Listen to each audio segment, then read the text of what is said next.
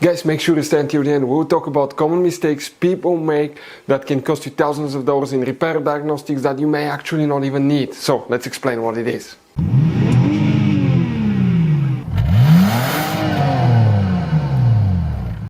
Hey guys, welcome back to World Mechanics. Super quick, very helpful video for any of you having a problem where radiator fan, guys, does not work on Jeep Cherokee, that generation here from year 2014 to year 2023. Stay with us, guys.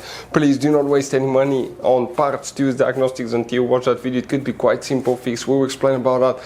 And by the way, guys, after that, if you need to buy any replacement parts to use radiator fans, we will share the links in the description of the video below. Check it out, and you can see where we get most of our tools and supplies from as well. So let's start on it now. Before we start, guys, let us tell you a little bit about us. Every single car we get here at the garage, we try to make at least 200 to 300 free repair videos, guys. We take them completely apart. We show you how to fix engines, transmissions, bodywork, engine codes, transmission codes, fuses, relays. Why we do that, guys? All that because our mission at the garage is to save you as much money as we can. All we need in return, please subscribe to the channel, like the video. That way we can keep making these free videos, guys. Check out our YouTube channels. That's where, guys, you can find more than 19,000 free repair videos that can save you thousands of dollars in free repair. So let's go ahead and start on it now. So guys, if the radiator fan does not work, multiple things can cause that, and hopefully one of those is not your case because it will be a little bit more complicated. We'll talk about that. But the first thing you want to check is some very important fuses and relays for the radiator fan. We'll talk about that and we'll explain what else we see here at the garage. Quick advice from us, 9 out of 10 owners do not know about all the hidden fuse boxes in that Jeep Cherokee. That's why we made a special video on our YouTube channel that's called Jeep Cherokee Fuse Box Location and Diagram video, guys, that can practically save you thousands of dollars in repairs. And now, what we need to do, we need to go ahead and pop the hood open. Once you open the hood, guys, facing the engine on the right side, you see this is the driver's side here. That's the main engine fuse box. Here, guys, you have two tabs. Once you squish them together, release the cap, lift the lid up, and underneath is the main fuse box with a layout like this one here. Before we continue, let's explain quickly why it's always a good idea to test fuses and relays. Guys, it's very important to always test your fuses and relays. Why? Sometimes you may think you have a good fuse, guys. It's hard to tell. Look at those fuses, right? And sometimes, okay, you pull the fuse. Okay, I'm going to get the fuse puller and I'm going to remove one fuse. I want to show you on that 20 amp fuse. Sometimes it's very unclear if that fuse is burned or not. You may not clearly see it. So always, guys, test them, because if you don't test the fuse, you assume it's good. You end up spending money, time, and diagnostics for problems that do not exist, guys. So you can just waste your money and time. Always test your fuses, always test relays. We will put links in the description of the video below where you can find, guys, a video for testing a fuse and testing a relay that will explain everything that you need to do. Guys, here we need to check mainly two fuses. We'll explain about the relay part as well. But you see in that row of fuses right here, next to that relay, you have that 5 amp fuse that's known as fuse number 22. This is an important fuse that you need to check. But the main fuse for the radiator fan, guys, is known as fuse number 5. And if you look at this fuse box here, that's 1, 2, 3, 4, 5. That one right here, this is a mega fuse box, guys.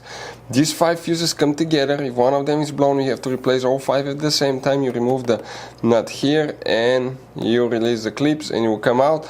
But that fuse number 5, that's the one that you need to test. Very important fuse right here. Now, if that fuse is good, your radiator fan still does not work, guys. Always test it, by the way, okay? Because you won't know if it's good or bad until you test it.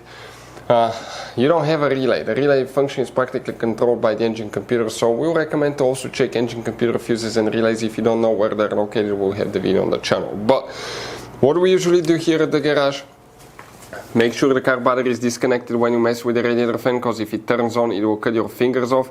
Check the connector, make sure it's not loose, make sure it's pushed all the way in, because those connectors, guys, they have a big seal on the inside, okay, that prevents water to go in, and sometimes people, when they worked on it, they might have not pushed it all the way. Sometimes it's hard.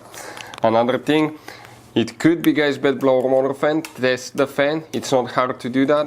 We'll have a video on the channel how to do that. It could be bed blower motor fan resistor. If you want to know what are the symptoms of bed blower motor fan resistor, we have a video on the channel.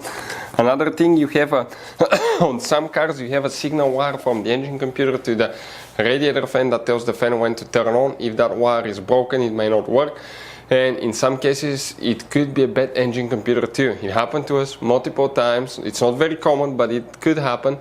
What we did, instead of having the engine computer replaced, programmed, I mean, we do it ourselves, but it's still quite expensive.